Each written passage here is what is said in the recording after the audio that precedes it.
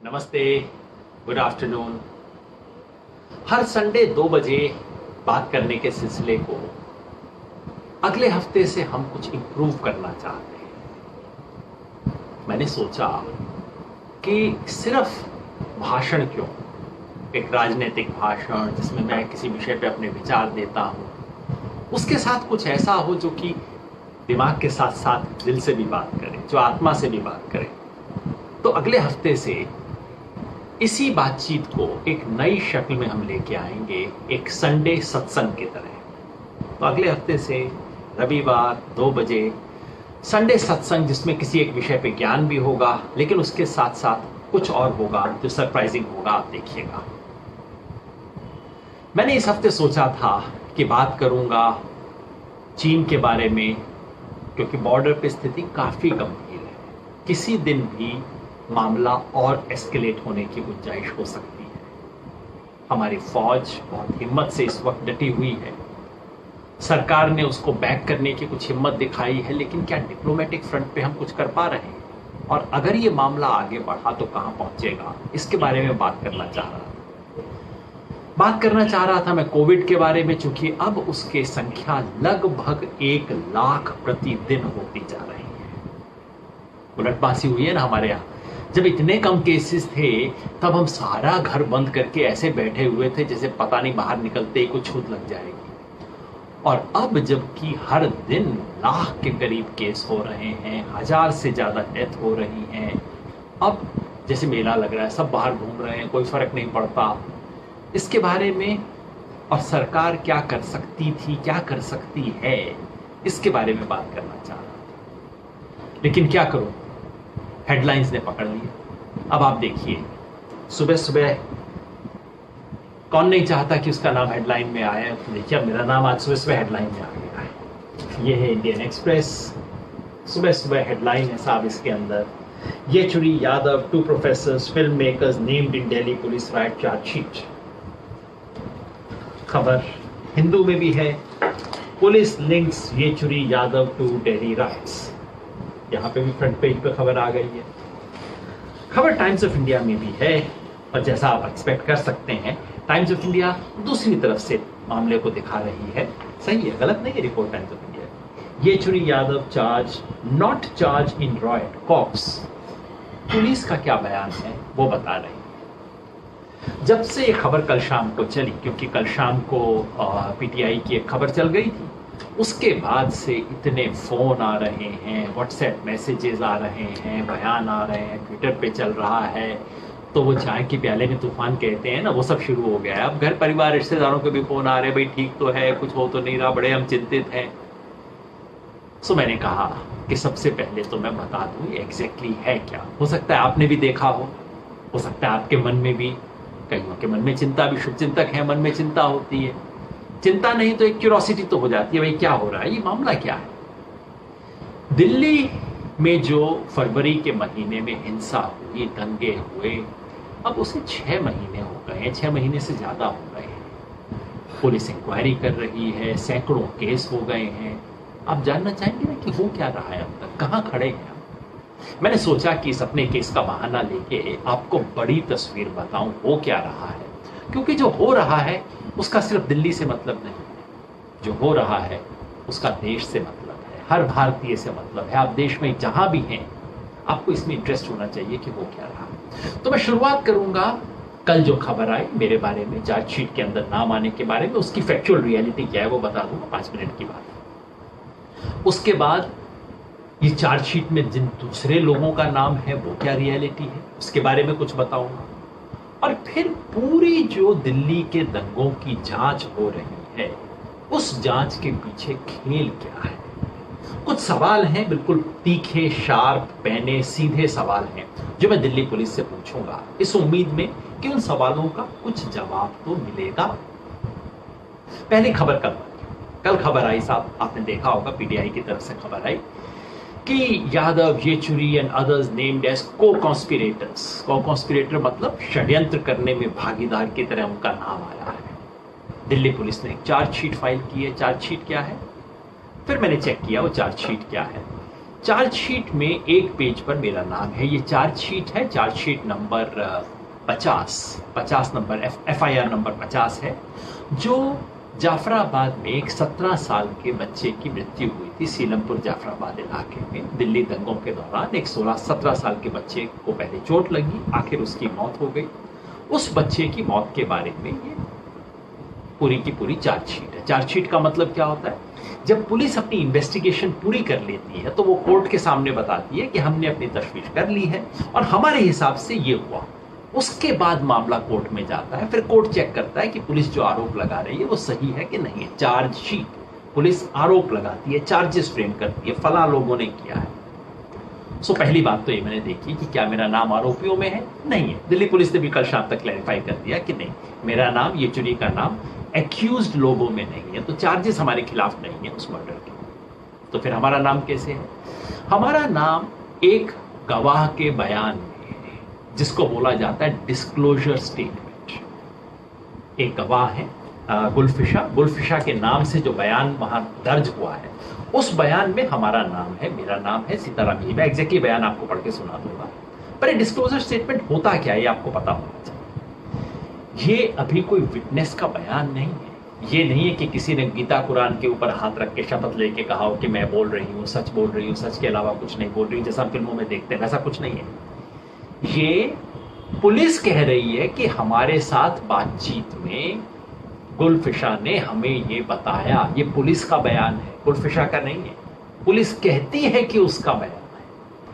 और अगर आपने कभी भी क्राइम रिपोर्टिंग की हो या किसी दोस्त से, पुलिस वाले से, किसी से भी आप पूछ लीजिए क्या होता है, पुलिस बैठ के बनाती है इसको बयान, क्योंकि इस बयान पे हस्ताक्षर भी नहीं होंगे। जो जिसके नाम से, मान लीजिए आपके नाम से बयान हो, आपका साइन भी नहीं लेंगे, आपसे पूछेंगे भी नहीं कि भाई से बयान ठीक है गलत है।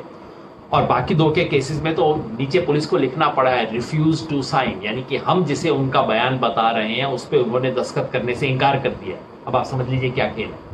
आमतौर पे कहा जाता है पुलिस फंसाने के लिए बयान बनाती है। तो पुलिस ने कल बयान बनाया, ये जो चार्जशीट में आता है, पुलिस ने एक गवाह के मुंह में ये बात डाली है। अभी उस गवाह ने मजिस्ट्रेट के सामने जाके नहीं बोला है, उसने अभी अपनी गवाही नहीं दी है, हम नहीं जानते उसके मन में क्या है, उसने क्या कहना है। उसके मुंह में जो बात डाली गई है वो ये है, अंग्रेजी में है बयान। वो वहां के बारे में कह रही हैं जाफराबाद सीलमपुर में क्या हो रहा था। तो speeches were made at picket sites by presenting Devangana and Natasha as JNU scholars and telling me the local educated so that the less educated people could be tricked and our talk could have more effect, which was misconstrued CAA. People started explaining to them that they felt that this law was anti-Muslim. अंग्रेजी खराब है, आप चिंता मत कीजिए। Basically वो ये कह रहे हैं, गुलफिशा कह रही हैं कि नताशा वगैरह ने आके मेरा दिमाग खराब कर दिया और ऐसी बातें हमारे दिमाग में भरनी शुरू की। गुलफिशा वास्तव में कह रही है नहीं, हम जानते नहीं, वो तो जब कोर्ट में मामला आएगा तब वो अपना मुंह खोलेगी, तब पता लगेगा। पुलिस उनके मुंह में बातें डाल रही है। और उसके बाद कहती है the crowd has started growing and according to the plan big leaders and lawyers started coming in to provoke and mobilise this crowd, including Umar Khalid, Chandrasekhar Ravan, Yogendra Yadav, Sitaram Yechury and lawyer Mahmood Pracha, Chaudhry Mateen, etc. तो चूंकि मोर्चे में भीड़ बढ़नी शुरू हो गई थी, इसलिए वहां पे बड़े नेताओं और वकीलों ने आके लोगों को भड़काना शुरू किया। और ये भड़काने वाले लोग ये है, मैंने नाम आपको पढ़ के सुना दिया। ये बयान पुलिस ने गुलफिशा के नाम से लगाया है। अब मजे की बात ये कि भाई अगर पुलिस को जानना है कि मैंने जाफराबाद सीलमपुर में क्या बोला, तो पुलिस को गुलफिशा से पूछने की क्या जरूरत है भाई, वो तो वीडियो पे है। पुलिस ने वैसे भी अपना वीडियो बनाया होगा, पुलिस ने वीडियो नहीं बनाया होगा तो मैंने वीडियो बनाया है। और आज नहीं दूरा दे रहा, मैं पहले दिन से फेसबुक पे लगा हुआ है, आप जाके मेरी फेसबुक पे देख लीजिए, इसमें क्या खुफिया बात है। एक स्टेटमेंट आप मेरे वीडियो से निकाल दीजिए ना, कह दीजिए कि भाई ये भड़का रहे हैं लोगों को हिंसा के लिए। किस चीज का, सारी जांच किसकी चल रही है? जांच चल रही है दंगे और हिंसा की। आप एक स्टेटमेंट निकाल दीजिए ना मेरा कि भाई यहां पे ये हिंसा भड़का रहे हैं लोगों को। सच्चाई क्या है? आप में से जो लोगों ने पहले मेरी बातों को फॉलो किया होगा पूरे एंटी सीए प्रोटेस्ट में एक बात मैं हमेशा कहता था, हर लेक्चर में कहता था, आप जो मर्जी लेक्चर खोल के देख लीजिए, कि इस संघर्ष में हमारे एक हाथ में तिरंगा, दूसरे में संविधान, मन में अहिंसा, जनगण मन का गान। ये कहता था, हर लेक्चर में मैं कहता था। और उसे कह रहे हैं भड़काने वाला लेक्चर, हिंसा भड़काने वाला। अपूर्वानंद, प्रोफेसर अपूर्वानंद का नाम है, आपने कभी सुना है उन्हें? उससे ज्यादा संयमित और संतुलित व्यक्ति आपको मिलेगा नहीं बोलने, सिर्फ स्टेज पे नहीं, सामान्य बोलने में नहीं। भाई धीरज रखो, ऐसे मत करो, कोई गड़बड़ नहीं करो। प्रोफेसर अपूर्वानंद ने मेरी आंख के सामने लोगों को कहा, नहीं आप सड़क से खाली कीजिए। वहां पे जाके खजूर खास में तो उन्होंने लोगों को सड़क से हटवाया कि नहीं, ऐसा हमें कुछ नहीं करना। उस व्यक्ति का नाम इसके अंदर है, सीताराम येचुरी। बहुत संतुलित बात रखने वाले व्यक्ति है, मेरा विचारधारा उनसे मिलती हो ना मिलती हो कोई फर्क नहीं पड़ता है, सब संतुलित बात करने वाले लोग हैं। और अगर आपको पता करना है कि सीताराम येचुरी ने क्या बोला, वीडियो देख लीजिए ना, वीडियो जनता के सामने रख दीजिए, देखो ये बात कह रहे थे, भड़का रहे थे, क्यों नहीं कहते। और जाफराबाद सीलमपुर का तो एक विशेष मामला है। जाफराबाद सीलमपुर ये वही इलाका है जहां पे महिलाएं सड़क पे आ गई थी, जहां फिर आके कपिल मिश्रा ने उनको सामने धमकाया था, फिर उसके बाद जहां से शुरुआत हुई थी। 24 फरवरी को जब वहां दंगा शुरू नहीं हुआ था, हालात बहुत टेंस थे, तो वहां मैं, प्रोफेसर अपूर्वानंद और कई साथी, हम सब लोग 8-10 लोग वहां पे गए। वहां हमने महिलाओं से हाथ जोड़ के रिक्वेस्ट किया, आप हट जाइए यहाँ से, हमारे लिए अच्छा नहीं, आपकी बात सही है, आपका मुद्दा सही है, देखिए तरीका सही नहीं है सड़क रोकने वाला, आप कृपया छोड़ दीजिए। उन्होंने बात नहीं मानी। जब बात नहीं मानी तो प्रोफेसर अपूर्वानंद और मैंने माइक लेके वहां भाषण दिया, कहा कि आपके दोस्त के नाते हम कह रहे हैं, कृपया सड़क पे मत बैठिए, कोई छोटे से छोटा मौका भी मत दीजिए किसी को इस आंदोलन को बदनाम करने का। अरे मैं आज नहीं कह रहा, ये स्पीच भी फेसबुक पे, आप जाके देख लीजिए। 24 फरवरी को मेरे फेसबुक पे मैं लिंक भी डाल दूंगा, आप देख लेना, सुन लेना स्पीच को क्या है। उसको पुलिस इसमें डाल रही है। खेल क्या है, किसी तरह से नाम डाल दो। अब जब कल इसके बारे में हंगामा हुआ तो पुलिस कहती है कि नहीं नहीं, ये तो अभी सिर्फ नाम है, देखिए किसी गवाह ने बोला था, हम क्या करें, गवाह ने बोला था तो हमने उसको रख दिया। गवाह ने बोला था, आपने गवाह की बात रिकॉर्ड की थी। इसमें एक मजे की बात और है, वो ये कि जो बाकी 2 गवाह हैं, बाकी 2 एक्यूज्ड हैं, नताशा और कलिता, इन दोनों का भी पुलिस ने इसी तरह से बयान रिकॉर्ड किया। और जब हमने कंपेयर किया तो पता लगा दोनों का बयान एग्जैक्टली एक जैसा है, और तो और दोनों के बयान में स्पेलिंग मिस्टेक भी एक जैसे हैं। अब आप बताइए, इन दोनों ने बयान दिया था और ऐसा संयोग हुआ कि दोनों ने पुलिस को बोलते हुए एग्जैक्टली वही शब्द उसी तरह से इस्तेमाल किए, वही स्पेलिंग मिस्टेक किया, या कि पुलिस बैठी हुई बना रही, फोर्जरी है, फैब्रिकेशन है, बैठ के बनाए जाते हैं बयान, तो उन्होंने थोड़ी दिए हैं। इसी तरह से सब हुआ। यही किस्सा पहले भी था, इससे पहले भी 1 महीना पहले भी एक और केस के अंदर मेरा नाम आ चुका था।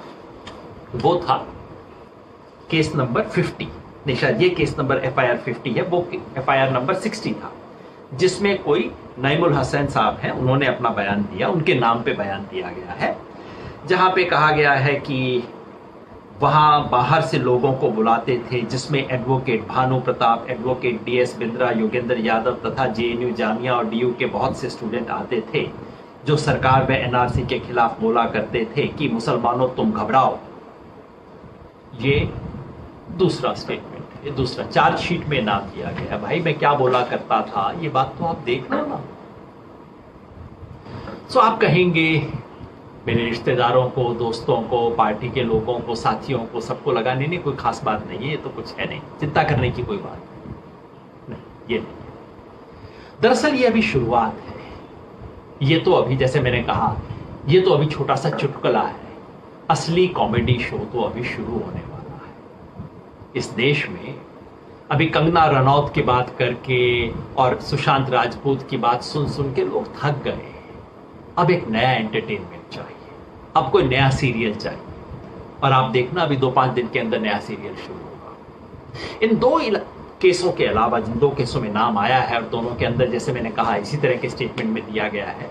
और आपको ये बता दूं, ये जो डिस्क्लोजर स्टेटमेंट होते हैं इसकी कोर्ट में कोई वैल्यू नहीं है। इसको कोर्ट के अंदर पेश भी नहीं किया जा सकता, कोर्ट देखता भी नहीं है इसको, क्योंकि वो कहते हैं तो आपने पुलिस के अंदर बैठ के खुद बनाया, इसको हम देखें भी कैसे। लेकिन एक तीसरा केस है जिसके अंदर और तशवीश जारी है, जांच हो रही है, इन्वेस्टिगेशन हो रही है। वो क्या केस है? वो है ग्रैंड कॉन्स्पिरेसी का केस, कि दिल्ली दंगों के पीछे एक गहरा षड्यंत्र था, और दिल्ली पुलिस का एक विशेष सेल उस गहरे षड्यंत्र की छानबीन कर रहा है। सुनते हैं उसकी चार्जशीट भी आने वाली है, और मुझे लगता है कि असली खेल वहां से शुरू होगा, क्योंकि इनमें तो नाम डालना मुश्किल है कि भाई दंगे में क्या रोल था, हिंसा में क्या रोल था, जब किया नहीं तो रोल कैसे होगा।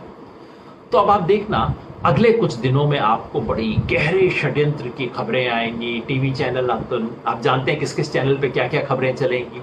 गहरा षड्यंत्र हुआ, कहीं पे व्हाट्सएप के मैसेज आपको दिखाए जाएंगे और उसके मेंबर्स के नाम दिखाए जाएंगे, तरह तरह की चीजें आपको दिखाई जाएंगी, और इससे कोर्ट में जाने से पहले मामले को सेटल कर दिया जाएगा, जैसा रिया चक्रवर्ती के साथ हो रहा है। ये खेल होने वाला है, मैं पहले से आपको अलर्ट कर दूं, ये खेल शुरू होने वाला है। अभी तक छोटा चुटकुला हुआ है, मगर पूरा कॉमेडी शो अभी शुरू होने वाला है। ये जो मामला है जिसके अंदर कल चार्जशीट जो आई है, उस मामले में हुआ क्या? जैसे मैंने आपको बताया, 17 साल के एक लड़के का, मुस्लिम लड़का था संयोग से, उस लड़के की मौत हुई, चार्जशीट दाखिल हुई है। अब आप सोचेंगे चार्जशीट इस बारे में दाखिल हुई होगी कि बच्चे को किसने मारा। भाई कोई व्यक्ति मरा तो पहला सवाल तो ये पूछेंगे ना, कैसे मरा, पत्थर लगा, क्या लगा, गोली लगी, कैसे लगी, किसने मारी, कहां हुआ, क्या स्थिति हुई। इसमें चार्जशीट को दिलचस्पी नहीं है। चार्जशीट को दिलचस्पी ये है कि जिस प्रोटेस्ट और धरने की वजह से माहौल बना, वो माहौल बनाने में कौन लोग शामिल थी। नताशा और कंगना और गुलफिशा, इन पे आरोप नहीं है कि उन्होंने इस लड़के को हाथ भी लगाया, ये आरोप ही नहीं है। हो कैसे सकता था, कोई मतलब नहीं था। तो एक हत्या हुई और पुलिस को इसमें दिलचस्पी नहीं है कि किसने गोली मारी, किसने पत्थर मारा, किसने उसकी जान ली।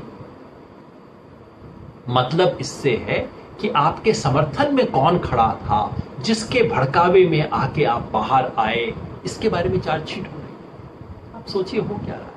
प्रोफेसर अपूर्वानंद ने इसके बारे में आज एक बहुत अच्छा बयान दिया है, आप वो पढ़ लीजिएगा, उसको हम फेसबुक पे भी लगा देंगे, बयान क्या है। यही बात बाकी सब केसेस में हो रही है। मैंने प्रोफेसर अपूर्वानंद का जिक्र किया, सीताराम येचुरी का जिक्र किया, इसमें उमर खालिद का भी जिक्र किया गया है। उमर खालिद को पहले मैं नहीं जानता था, वो जेएनयू वाला मामला हुआ तब मैंने अखबारों में उनके बारे में पढ़ा, तब भी मैं जानता नहीं था। कोई 1.5 साल पहले उनसे मुलाकात हुई और बात हुई। मेरे मन में भी पहले अखबार वाली छवि थी कि भाई अखबारों ने क्या छवि बना रखी है। फिर मैं मिला, कई पब्लिक मीटिंग भी हमने एड्रेस की और कई घंटों प्राइवेट बात करने का भी मौका मिला। मुझे लगा इतने समझदार और संजीदा लोग आज भी इस देश में हैं। मुझे वाकई खुशी हुई, गर्व हुआ कि हमारे देश में आज भी ऐसे नौजवान हैं जो इतना संजीदा तरीके से इस देश के भविष्य के बारे में सोचते हैं। जिस आदमी को पता नहीं क्या क्या लांछन लगा के चलते हैं, वो तो ऐसा आदर्श है। मैं चाहूंगा कि ऐसे युवा इस देश में हर जाति में पैदा हों, हर धर्म में पैदा हों, हर परिवार में ऐसे लोग पैदा हों। उसके बारे में, उसका नाम भी इसमें घसीटा जा रहा है, उसको भी बार बार किया जा रहा है। और हर्षमंदर का नाम इसमें तो नहीं है, दूसरी चीजों में घसीटा जा रहा है। अब हर्षमंदर भाई के बारे में जैसा आप कोई भी व्यक्ति उनको मिला है जानता है, वो 5 मिनट भी बात करते हैं तो उसमें गांधी, अहिंसा और मोहब्बत इसकी बात करते हैं। ऐसे व्यक्ति को किया जा रहा है। तो ये हो क्या रहा है? जो हो रहा है इसके बारे में मैं कुछ सवाल पूछना चाहता हूं, और मेरी उम्मीद है ये सवाल आप भी पूछेंगे। उम्मीद है ये सवाल टेलीविजन चैनल भी पूछेंगे, क्योंकि आने वाले कुछ दिनों में टेलीविजन चैनल पे खूब चलने वाला है मामला। जब आए तो ये सब सवाल पूछने चाहिए। पहला और सबसे बुनियादी सवाल ये है कि भाई आप किसी कॉन्स्पिरेसी की इन्वेस्टिगेशन कर रहे हो, या कि ये जो इन्वेस्टिगेशन आप कर रहे हो खुद ही एक कॉन्स्पिरेसी है। क्यों कह रहा हूं मैं इसलिए कह रहा हूं कि 25 फरवरी को, यानी कि जिस दिन दिल्ली में दंगे पीक पे थे, खत्म हुए, उस वक्त होम मिनिस्टर अमित शाह जी दिल्ली के चीफ मिनिस्टर अरविंद केजरीवाल से मिले और उन्होंने कहा कि ये स्पॉन्टेनियस, स्वतः स्फूर्त दंगे थे। उसके बाद होम मिनिस्टर अमित शाह ने कहा कि ये तो यूपी के लोगों को बुला के दंगे करवाए गए थे। लेकिन 11 मार्च को पलट गए। 11 मार्च को लोकसभा में अमित शाह जी ने बोला ये सुनियोजित दंगे थे, कॉन्स्पिरेसी थी, और उसके पीछे कौन संगठन थे? यूनाइटेड अगेंस्ट हेट, और एक दो संगठनों का नाम भी ले दिया। तो अब आप देखिए, इन्वेस्टिगेशन उसके बाद शुरू होता है। तो देश के होम मिनिस्टर, जो कि दिल्ली पुलिस के भी इंचार्ज हैं, उसने इन्वेस्टिगेशन शुरू होने से पहले कंक्लूजन बता दिए। अब दिल्ली पुलिस इन्वेस्टिगेशन कर रही है। क्या दिल्ली पुलिस इन्वेस्टिगेशन करके कहेगी नहीं, होम मिनिस्टर ने झूठ बोला था पार्लियामेंट के सामने, ऐसा कुछ हुआ नहीं है? जो हो रहा है वो ये कि कंक्लूजन पहले दे दिया गया, आंसर पहले दे दिया गया, अब क्वेश्चन बनाया जा रहा है जिसके लिए वो आंसर ठीक होगा। क्या ये इन्वेस्टिगेशन है? पहला सवाल। दूसरा सवाल कि आप, दिल्ली पुलिस क्रोनोलॉजी बताती है, ऐसे हुआ, ये हुआ, वो हुआ। तो क्रोनोलॉजी के अंदर एक चीज दिल्ली पुलिस मिस कर जाती है कि इस देश के मंत्रिमंडल, केंद्रीय मंत्रिमंडल के सदस्य अनुराग ठाकुर जी एक पब्लिक रैली में 27 जनवरी को स्टेटमेंट देते हैं, नारे लगवाते हैं। क्या था नारे? वो बोलते हैं देश के गद्दारों को, वहां से जवाब आता है गोली मारो साहब। ये सब हुआ ना, सब टीवी के ऊपर है, कोई छुपी हुई चीज नहीं है। और जब ऐसे नारे लगाते हैं, मुझे पता होता है, जब मैं कहता हूं इंकलाब, मुझे पता होता है सामने से मुर्दाबाद नहीं आने वाला, जिंदाबाद आने वाला है ना। तो देश के केंद्रीय मंत्रिमंडल के सदस्य वहां पे नारा लगवाते हैं गोली मारो का, और उसके 2 दिन बाद गोली चलती है। लेकिन ये दिल्ली पुलिस की क्रोनोलॉजी से बाहर है। क्यों साहब, क्या हुआ? ये बात तो सारी दुनिया को पता थी, आपको दिख नहीं रही क्या? तीसरा सवाल कपिल मिश्रा जी के बारे में।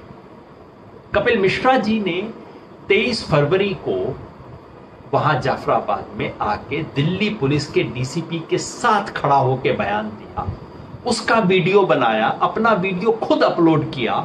दुनिया भर में दिखाया जा रहा है कि भड़काऊ वीडियो ये होते हैं। यहां तक कि फेसबुक तक को इसके ऊपर टिप्पणी करनी पड़ी और कहा कि नहीं, ऐसी भड़काऊ चीजों को हम हटाते हैं। सारी दुनिया को वीडियो दिख गया, दिल्ली पुलिस को लगता है अभी तक नहीं दिखा। जस्टिस मुरलीधरन ने हाई कोर्ट में वो वीडियो दिखा के बोला, पुलिस से बोला आपने वीडियो नहीं देखा इनका? उन्होंने कहा नहीं जी हम जांच करेंगे। उन्होंने कहा मैं अभी दिखा देता हूं आपको। हाई कोर्ट के अंदर चला के उन्होंने दिखा दिया। वो वीडियो आज तक दिल्ली पुलिस को कुछ ऑब्जेक्शनेबल नहीं लग रहा है। और ये कपिल मिश्रा जी की एकमात्र हरकत नहीं थी। दिसंबर से फरवरी तक वो 4 ऐसी हरकत कर चुके थे, सब रिकॉर्ड पे। आपको अपूर्वानंद का सॉफ्ट से सॉफ्ट बोलना सुन जाता है, और कपिल मिश्रा जो खुल के इस तरह की दबंगई कर रहे हैं, वो दिल्ली पुलिस को नहीं दिखती है।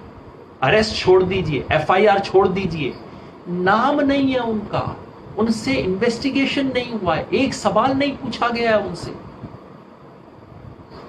तीसरा सवाल कि दंगों में बीजेपी से जुड़े हुए कई लोगों का नाम कई वीडियो के अंदर आया। हमने देखा कि एक महिला थी, रागिनी तिवारी जी, उनका पार्टी एफिलिएशन स्पष्ट नहीं है, लेकिन वो बिल्कुल खुल के दंगों के दौरान कह रही हैं या तो मर जाओ नहीं तो मार दो इनको। बिल्कुल खुल्लम खुल्ला हिंदू मुस्लिम दंगे में करवा रहे हैं। वीडियो है, एफआईआर हुआ, अरेस्ट हुआ, कुछ हुआ उनके खिलाफ? आप बताइए। बीजेपी के तमाम नेताओं का नाम आया है, सत्यपाल सिंह, जगदीश प्रधान, नंदकिशोर गुर्जर, मोहन सिंह बिष्ट, इनके बारे में आरोप लगे हैं। आरोप की जांच तो होनी चाहिए। मैं नहीं जानता आरोप सच है बुरा है, मगर दिल्ली पुलिस जब हर व्यक्ति को, हर स्टूडेंट को पता नहीं कहां कहां से ढूंढ रही है, तो भाई ये 4 लोग तो आपकी आंख के सामने हैं, इनकी जांच क्यों नहीं? ये बताइए। 5वां सवाल, एक वीडियो आपने देखा होगा, बहुत दुखद वीडियो है। जिसमें कुछ बच्चे जमीन पे पड़े हुए हैं और पुलिस वाले डंडे मार मार के कह रहे हैं गाओ जनगणना, लो तुम्हें आजादी देंगे। उसमें से एक लड़का है फैजान, जिसकी डेथ हो जाती है। पुलिस मार रही है, लड़के की डेथ हो जाती है। पुलिस की वीडियो पे है, बाहर की वीडियो पे है, सब कुछ है। क्या पुलिस ने अपने बारे में अपने लोगों की शिनाख्त की? क्या दिल्ली पुलिस को यह नहीं पता कि वो उनके अपने लोग कौन हैं? जब इतनी बार अखबारों ने सवाल पूछा तो परसों दिल्ली पुलिस का बयान आया है, हाँ हम ढूंढने की बड़ी कोशिश कर रहे हैं और अब हमारे को एक सुराग मिल गया है, जो कि सुराग से ये पता लगता है कि किसने अश्रु गैस के गोले अपने लिए करवाए थे। फिर वहां रजिस्टर से हम चेक कर रहे हैं, जिसका मतलब है कि दिल्ली पुलिस में कोई सच नहीं बोलता। दिल्ली पुलिस के कमिश्नर सिर्फ ऑर्डर नहीं दे सकते थे कि बताइए मुझे कौन व्यक्ति है, नहीं बताएंगे तो जिस जिसको पता था सब बर्खास्त हो जाएंगे। 24 घंटे में जवाब आपको आ जाता। दिल्ली पुलिस अपने व्यक्ति को नहीं ढूंढ पा रही है, 6 महीना हो गया है। क्या हो रहा है?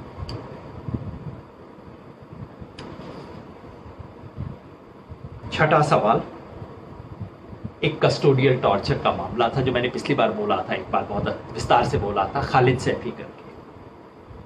यहां खजूरी का केस है जहां पे वीडियो है, वीडियो दिखा रहा है खालिद सैफी एक लंबी सड़क पे बिल्कुल खाली हाथ जा रहे हैं।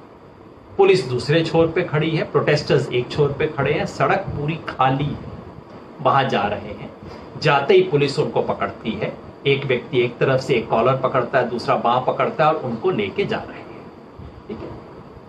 उसके 6 घंटे बाद पता लगता है कि खालिद सैफी के टांग टूट गए, हाथ टूट गया, बुरी तरह से टॉर्चर, और वो मजिस्ट्रेट के सामने पेश होते। क्या हुआ? दिल्ली पुलिस कहती है कि कुछ धक्कम धक्के में लोगों ने उन पे हमला कर दिया। ये सब पुलिस के बयान है कि भीड़ मतलब स्टैम्पीड हो गई, उसके अंदर वो हो गया। अरे कहां की स्टैम्पीड हो गई भाई? वीडियो है जो दिखाता है कि आप उसको ले जा रहे हो थाने के अंदर। थाने के अंदर कहां से स्टैम्पीड हो गई? मैं खालिद सैफी को मिला, मैंने जाके बात की, उन्होंने बताया पुलिस स्टेशन में लेके गए, 1.5 घंटा बैठाए रखा। उसके बाद ऊपर फर्स्ट फ्लोर के गए और 10 पुलिस वालों ने उन पे एक निहत्थे आदमी को कमरे में बंद करके जिस तरह से मारा, तलवों में उनका पांव ऊपर करके तलवे पे डंडे से इतना मारा कि उनके टांग के हड्डी ऊपर तलवे के इस तरफ जो है हड्डी फ्रैक्चर हो गई। और जो जो किया मैं आपको कैमरे पे बता नहीं सकता। सुन के मेरा शर्म से सर झुक गया, सुन के कि उनके साथ क्या किया गया, किन किन शब्दों का इस्तेमाल किया गया। आज तक आपने उसके बारे में एक भी जांच की? दिल्ली पुलिस के वहां पे थाने के अंदर आप टॉर्चर करते हैं, उसकी जांच नहीं करते। बाकी सब जांच करने का आपके पास समय है, 6 महीना हो गया। 7वां सवाल, इतने वीडियो आए हैं जिसमें पुलिस के लोग पत्थर चला रहे हैं, सीसीटीवी कैमरा तोड़ के एविडेंस डिस्ट्रॉय कर रहे हैं। इस सब के बारे में कोई भी किसी भी तरह की इंक्वायरी ऑर्डर क्यों नहीं हुई है अब तक? 8वां सवाल कि तमाम लोगों को, जैसे खालिद सैफी का मैंने नाम लिया, नताशा है, इन सब लोगों को पहले साधारण चार्जेस में किया गया कि आपने दंगा किया, ये किया, वो किया। बाद में इन सब पे यूएपीए लगा दिया गया। यूएपीए मतलब अनलॉफुल एक्टिविटी प्रिवेंशन एक्ट, जो कि आतंकवाद का मुकाबला करने के लिए एक्ट बना था, इन पे वो लगा दिया गया सब पे। क्यों? क्योंकि दूसरे सब एक्ट में तो पता था एविडेंस है नहीं, एविडेंस है नहीं, जमानत मिल जाएगी, सबको मिल गई है, नताशा को जमानत, कलिता को जमानत मिल गई, खालिद सैफी को जमानत मिल गई है। लेकिन यूएपीए लगा दो, यूएपीए लगा दो तो अब जमानत कहां से मिलेगी? क्योंकि यूएपीए में, और ये कांग्रेस के जमाने का एक्ट है, सिर्फ बीजेपी के जमाने का नहीं है, कांग्रेसियों ने बनाया था। एक्ट ऐसा है कि आपको बेल लेने से पहले साबित करना पड़ता है कि केस निहायत झूठा है, नहीं तो आपको बेल भी नहीं मिलती यूएपीए के अंदर। वो यूएपीए इस पे क्यों लगाया गया? क्या दिल्ली पुलिस बता सकती है इसको? क्या सिर्फ एक नियत नहीं है इसके पीछे कि किसी भी तरह से केस साबित हो या ना साबित हो, इनको अंदर रखो। वही खेल जो कि अखिल गोगोई के साथ आसाम में खेला जा रहा है। एक जिले में जाते हैं, केस खारिज हो जाता है, जमानत हो जाती है, तो दूसरे जिले में अंदर, दूसरे जिले में गए, जमानत मिल गई तीसरे में, और आखिर में यूएपीए लगा दिया कि चलो अब अंदर रहो, अब तुम बाहर आ ही नहीं सकते। एनएस से यूएपीए उन पे लगाया गया। 9वां सवाल कि दिल्ली पुलिस इस तरह के जो कन्फेशंस है, ये बेसिकली कन्फेशन है, दिल्ली पुलिस अपनी तरफ से जो स्टेटमेंट बना रही है, इन सब चीजों को लीक क्यों किया जा रहा है? एक हफ्ता पहले उमर खालिद ने इसके बारे में बयान दिया कि उनके एक दोस्त के साथ क्या किया गया। वो गए, उनको पुलिस ने बयान थमाया और कहा कि अब इसको चुपचाप से पढ़ो। उसने पढ़ लिया, कहा कि ये बयान दो, डराया धमकाया, कहा कि ये बयान दो। कैसे दो? टीवी के कैमरा लगाएंगे, कैमरा के सामने दो। उसने पढ़ना शुरू किया, ना ना ना, पढ़ के नहीं, याद कर लो और अब इसको कैमरा पे बोलो जैसे कि तुम स्पॉन्टेनियसली बोल रहे हो। भाई कैमरा की तरफ देख के बोलो, ऐसा लगना चाहिए तुम नॉर्मली बोल रहे हो, हमारी प्रेजेंस में नहीं बोल रहे हो। क्या ये पुलिस का काम है? आपका काम सच ढूंढना है, किसी बने बनाई चीज को मैन्युफैक्चर करना और किसी को फंसाना आपका काम नहीं है। ऐसा क्यों हुआ? और आखिरी सवाल, दिल्ली पुलिस एक व्हाट्सएप ग्रुप के बारे में बड़ा इंटरेस्टेड चल रही है। कह रही है कि साहब एक व्हाट्सएप ग्रुप था, अभी नाम वाम आ जाएगा, जैसे मैंने कहा कि बड़ी इसमें आपको अभी कॉमेडी शो पूरा देखना बाकी है। जैसा आप कंगना रनौत वाले, आप सुशांत वाले केस में चल रहा था ना, व्हाट्सएप पे मैसेज मिल गया, ये मिल गया, वो मिल गया, वैसा वाला खेल अब यहां भी चलने वाला है। तो दिल्ली पुलिस कहती है एक व्हाट्सएप ग्रुप था, जिस व्हाट्सएप ग्रुप के ऊपर दिल्ली में दंगे का षड्यंत्र रचा जा रहा था। भाई आपने कभी सुना है कि 40-50 लोगों का ग्रुप, जिसमें कभी कोई आ रहा है, कोई जा रहा है, कुछ नाम ऐड हो रहे हैं, कुछ नाम हट रहे हैं, और महीनों तक, 3-3 महीनों तक वो ग्रुप चल रहा है। ऐसे किसी ग्रुप में षड्यंत्र होते हैं? आपने सुना? षड्यंत्र होता है 5 लोगों का, 7 लोगों का, बंद ग्रुप का षड्यंत्र होता है। इस तरह का मजाक क्यों किया जा रहा है? ये मेरे 10 सवाल है दिल्ली पुलिस के लिए। उम्मीद है दिल्ली पुलिस से उत्तर मिलेगा। मैं इसलिए कहता हूं कि पुलिस एक प्रोफेशनल फोर्स है। पुलिस और पार्टी में अंतर है। बीजेपी चुनाव जीती है, सरकार चलाए, लेकिन पुलिस का काम है किसी भी हिंसा के मामले में सच बोलना। क्या वो सच दिल्ली पुलिस बोल रही है? दिल्ली पुलिस के दामन पे, उसकी वर्दी पे ऑलरेडी एक बहुत बड़ा दाग है। आपको याद है ना 1984, भूले नहीं होंगे दिल्ली के लोग। दिल्ली शहर में दंगा हो रहा था, पुलिस देख रही थी, दंगे में हिस्सा ले रही थी, और उसके बाद उस पर लीपापोती करवाई। सब क्यों? क्योंकि उस समय की रूलिंग पार्टी चाहती थी कि दंगा हो गया, कोई बात नहीं, और उसके बाद उसके ऊपर लीपापोती, हमारे लोगों का नाम ना आ जाएगा। ये खेल हुआ था, हम सबको याद है 84 में क्या हुआ था। ठीक वैसा ही, उससे भी खतरनाक खेल अब हो रहा है। दंगा हुआ, उस दंगा होते वक्त रोकने की कोई कोशिश नहीं, और उसके बाद पुलिस उसके अंदर हिस्सा लेती हुई पाई गई, और अब उससे एक कदम आगे बढ़ के पलट के अब उनके ऊपर केसेस जो कि विक्टिम, पलट के केस उस आंदोलन पे, एंटी सीएए आंदोलन पे, जिसने इस देश की संविधान की रक्षा के लिए आंदोलन किया। दिल्ली पुलिस क्या चाहती है, और खेल सारा यही है, इस सारे खेल का उद्देश्य ये है, anti CAA protest is equal to Delhi riot. ये लोग जो दिल्ली के चुनाव के वक्त खून के खेल खेल रहे थे, वोट के लिए हिंदू मुसलमान में दंगा करवाने, हिंसा करवाने, घृणा फैलाने का कोशिश कर रहे थे खुल के सड़कों पे, उन्होंने कुछ नहीं किया। और ये लोग जो गोली चलवाने के नारे डलवा रहे थे, उन्होंने कुछ नहीं किया। जो मरो और मारो की बात कर रहे थे, उन्होंने कुछ नहीं किया। जो गांधी का नाम लेते थे, जो संविधान की शपथ लेते थे, जो बाबा साहब अंबेडकर की बात करते थे, वो लोग दोषी। मतलब क्या कि एंटी सीएए प्रोटेस्ट को अपने आप में आप अपराध घोषित कर दो, किसी की हिम्मत ना हो दोबारा खड़ा हो। प्रशांत भूषण के साथ क्या हुआ? कोशिश तो यही थी ना कि एक प्रशांत भूषण का मुंह बंद कर दो और ऐसा बंद करो कि 100 लोगों का अपने आप मुंह बंद हो जाएगा। अरे प्रशांत भूषण नहीं बोल रहा, तुम्हारी क्या औकात है। वो तो खेल उल्टा पड़ गया। खैर उसका बता दूं, कल सुबह प्रशांत भूषण जाके सुप्रीम कोर्ट में वो 1 रुपया जमा करेंगे और बयान देंगे। और उसके बाद पूरे देश में एक कैंपेन चल रहा है जहां लोग खुद जुड़ के कह रहे हैं कि 1 रुपया मैं भी जुर्माना देना चाहता हूं, सच में मैं भी शामिल होना चाहता हूं। तो वो खेल तो उल्टा पड़ गया। अब ये दूसरा खेल है जिसमें ये कि अच्छा, आपने सरकार के कानून का विरोध करने की हिमाकत की, आपको सजा मिलेगी। लोग पलट के पूछते हैं, साहब पार्लियामेंट का पास किया हुआ एक्ट था, आपने विरोध क्यों किया? क्यों भाई, मुझे संविधान के तहत अधिकार है। किसी को आप भारत के संविधान की इमारत न्यूनतम पढ़वा के देख लीजिए, क्या सीए एक्ट उसको पास करता? आज तक सुप्रीम कोर्ट ने उस पर विचार क्यों नहीं किया है?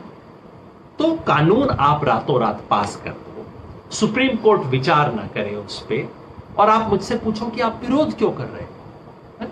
खड़े होके संविधान की शपथ लेके, तिरंगा को लेके, मन में अहिंसा, जनगण मन का गान, अगर इसके बाद हम विरोध नहीं कर सकते तो फिर ये लोकतंत्र नहीं। और ये जो सारा खेल खेला जा रहा है, इस खेल की ट्रेजेडी सिर्फ ये नहीं है कि एक नताशा को, कंगना को, गुलफिशा को, उमर खालिद को फंसाया जा रहा है। असली ट्रेजेडी ये है कि इस देश के सब लोगों को संदेश दिया जा रहा है कि अगर तुम संविधान की दुहाई देके अहिंसक तरीके से, लोकतांत्रिक तरीके से प्रोटेस्ट करोगे तो जेल में जाओगे। हाँ, सड़क पे खड़े होके गुंडाई करोगे, गोली का नाम लोगे तो कोई बात नहीं, बस अगर बीजेपी आपके साथ है चिंता मत करो, कुछ नहीं होगा। ये देश में लोकतंत्र के दरवाजे बंद कर देगा। और इस देश में रूल ऑफ लॉ, ये विश्वास कि देश कानून से चलता है, कोई भी व्यक्ति कितना भी बड़ा हो, कानून उससे भी बड़ा है। होम मिनिस्टर से बड़ी है आईपीसी, और अगर होम मिनिस्टर इस देश का कोई गैर कानूनी काम करता है तो उसे भी अंदर जाना पड़ेगा। कानून ऊंचा है, ये विश्वास खत्म होता है इन चीजों से, और इससे खत्म होता है इस देश में जो राष्ट्र निर्माण की जो प्रक्रिया, बहुत नाजुक सी प्रक्रिया, बड़ी मुश्किल से ये देश बना था। दुनिया के तमाम लोगों ने कहा था ये सब, ये हिंदू मुसलमान के चक्कर में खत्म हो जाएगा देश, इतनी भाषाएं हैं, इतनी जातियां हैं, खत्म हो जाएगा ये देश। उन सबको मुंह बंद करके ये देश बना है। बहुत नाजुक तार जोड़ जोड़ के देश बना है। और अगर देश के करोड़ों लोगों को ये मैसेज जाता है कि बोलने की तुम्हें आजादी नहीं है, इस देश में कुछ बोल नहीं सकते, सेकंड रेट सिटीजन बन के रहना है तो चुपचाप से रहो, नहीं तो मत रहो, इससे देश का फायदा नहीं, ये देश का नुकसान करने का है। इसलिए सारी बात को समेटते हुए मैं आपको कहना चाहता हूं, अगर आपके मन में मेरे बारे में चिंता है, आप ज्यादा चिंता मत कीजिए। अभी तक कुछ हुआ नहीं है, जैसे मैंने कहा अभी चुटकुले की शुरुआत है, अभी तो पूरा कॉमेडी शो बाकी है, देखिएगा आगे आगे क्या होता है। और वैसे भी जो होता है वो तो होगा ना। अगर आप सच के लिए खड़े होंगे तो कुछ कीमत तो देनी पड़ेगी। प्रशांत भूषण ने तैयारी कर ली थी कि 6 महीना जेल में जाना पड़ेगा, ये करना पड़ेगा। अगर आप सच के लिए खड़े होंगे तो तमाम तरह के झूठे आरोप लगेंगे। इमरजेंसी में क्या हुआ याद है आपको? इमरजेंसी में जॉर्ज फर्नांडिस, जो कि इमरजेंसी का, इंदिरा गांधी का विरोध कर रहे थे, उन्होंने महान रेलवे स्ट्राइक ऑर्गेनाइज की थी। उनके खिलाफ क्या मुकदमा चला था? बड़ौदा डायनामाइट केस, कि ये आदमी डायनामाइट को यूज करके उड़ाने वाला था। ये सब केस चलाए गए थे, बाकी सब लोग रिहा हो गए थे। जॉर्ज फर्नांडिस 1977 इलेक्शन के दौरान भी रिहा नहीं हुए थे, जेल के अंदर थे, जेल के अंदर रह के चुनाव जीता था। ये सब चीजें हैं, पहले भी हुआ है। जब जब ऐसी सरकारें जो लोकतंत्र को खत्म करना चाहती हैं, वो हमेशा इस तरह का कोई ना कोई शगुफा लेके आती है। लेकिन जिन लोगों को लोकतंत्र की बचाना है, जिन्हें इस गणतंत्र को बचाना है, जिन्हें इस देश को बचाना है, उन्हें कुछ कीमत अदा करने के लिए तैयार रहना होगा, सच को बोलना होगा, सच बोलने के लिए जोखिम भी उठाना होगा। यही बात मैं आपसे करना चाहता था। मेरे ख्याल में आज कोई सवाल जवाब के लिए विशेष जरूरत नहीं है, क्योंकि सवाल तो आज मैंने ही दाग दिए हैं, पर जवाब हमें मिल जाएंगे। जवाब जब मिलेंगे उम्मीद करते हैं कि दिल्ली पुलिस से आपको जवाब मिलेंगे, तब हम बात करेंगे। 2 सूचना फिर आपको दे दूं। पहला तो जैसे मैंने कहा, अगले सप्ताह से 2 बजे का ये जो संडे सत्संग हम करते हैं, इसका स्वरूप बदल रहे हैं। आपको ज्यादा इंटरेस्टिंग लगेगा, ज्यादा कुछ सामग्री मिलेगी। सिर्फ दिमाग को नहीं, आत्मा और दिल से भी हम बात करेंगे। और इसके साथ आप में से जो साथी कई बार मुझे कहते हैं कि कुछ चीजों पे आप बताइए, प्रोफेसर राव ना, मास्टर से एक उम्मीद रहती है कि अच्छा कुछ बोलिए, तो एक मास्टर क्लास होनी चाहिए पॉलिटिक्स में। इसके बारे में हम सोच रहे हैं। और अगर आप सोचें तो फेसबुक को फॉलो करते रहिएगा।